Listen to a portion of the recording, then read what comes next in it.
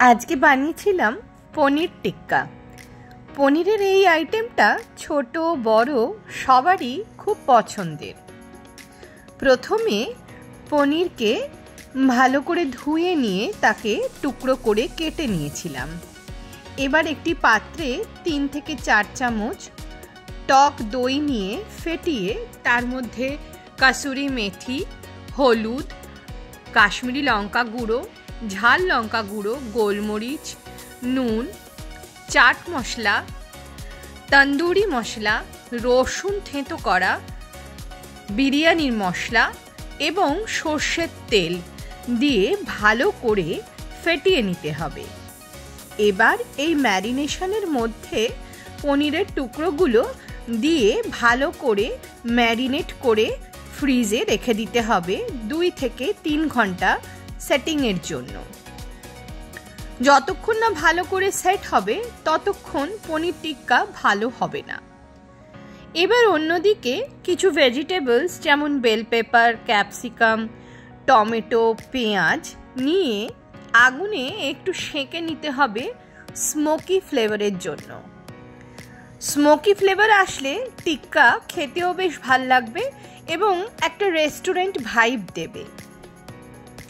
এবার সমস্ত ভেজিটেবলস যখন সেঁকা হয়ে যাবে তারপর তাকে টুকরো করে কেটে নিতে হবে। একটু বড় বড় টুকরো করেই কাটতে হবে, তাহলে দেখতেও ভালো লাগবে, খেতেও ভালো লাগবে, সবজিতে ক্রাঞ্চও থাকবে।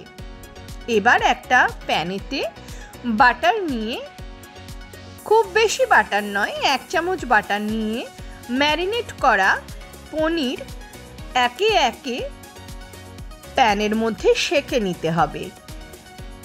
ভালো করে সেঁকার জন্য কিছুক্ষণ ঢেকে দিতে হবে, জাস্ট 1 থেকে 2 মিনিট। ভালো করে সেঁকা হয়ে গেলে পরে মশলা শুকিয়ে আসবে এবং পনিরও বেশ লাল লাল হয়ে যাবে। এই অবস্থায় পনিরকে প্যান থেকে তুলে নিতে হবে।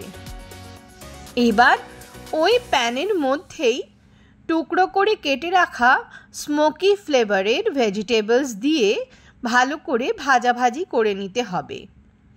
কিছুক্ষণ নাড়ানাড়ি করবার পর ভেজিটেবলসের মধ্যে বেঁচে থাকা ম্যারিনেশনের মশলা দিয়ে আবারও বেশ কিছুক্ষণ ভেজে নিতে হবে। ভালো করে ভেজিটেবলসের সাথে মশলা মাখামাখি হয়ে গেলে ভেজিটেবলসও রেডি হয়ে যাবে। এবারে পালা প্লেটিংয়ের। পনিরের টুকরো এবং ভেজিটেবলস ভালো করে মিক্স করে প্লেটিং করতে হবে। প্লেটের ওপর দুটোই একসাথে রেখে তার ওপর চাট মশলা ছড়িয়ে দিলেই রেডি আমাদের পনির টিক্কা। ওপরে লেবুর রস ছড়িয়ে দিলে খাবার সময় খেতে দারুণ লাগবে। পনির টিক্কা এমনিও খাওয়া যেতে পারে অথবা রুটি পরোটার সাথে তো দারুণ জমে যাবে। ঠিক এই পদ্ধতি ফলো করলেই আমরা পনিরের বদলে চিকেন টিক্কা অথবা প্রন টিক্কা এটাও বানাতে পারি।